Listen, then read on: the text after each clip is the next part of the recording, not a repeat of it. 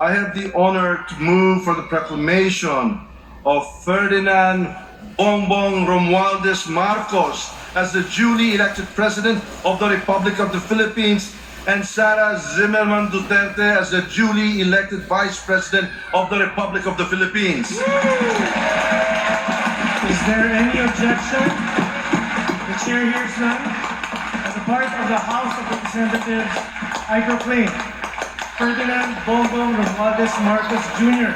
as the duly elected President of the Republic of the Philippines and Sara Zimmerman Duterte Carpio as the duly elected Vice President of the Republic of the Philippines.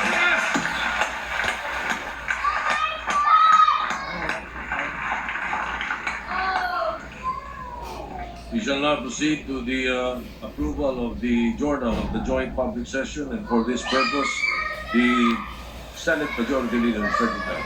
Thank you very much, Mr. President. On the part of the Senate, I move that the Honorable Senate President be authorized to approve the journal of the joint public session and that such approval shall be considered as the action of the Senate of the Philippines. Any objection? Chair hears none. The motion is approved. The Majority Leader is recognized. Mr. Speaker, on the part of the House of Representatives, I move that the Honorable Speaker be authorized to approve the journal of the joint public session and such approval be considered as the action of the House of Representatives. Is there any objection? The chair hears none. The motion is approved. The Senate Secretary is now directed to turn over the consolidation and canvassing system, the machine, and return all the ballot boxes as well as all the pouches containing the certificates of canvass and election returns to the Commission on Election. So directed.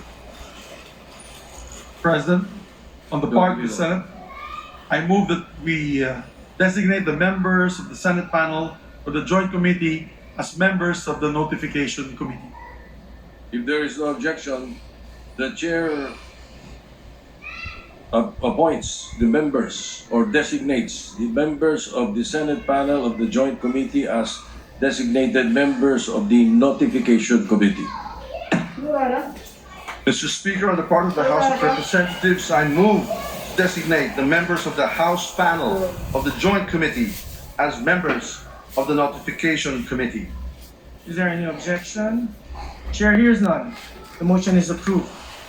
The members of the House panel of the Joint Committee are designated as members of the Notification Committee.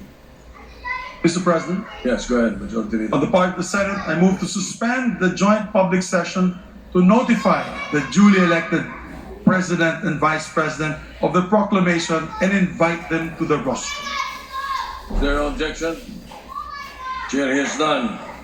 Motion is approved. On the part of the Senate, the joint public session is suspended.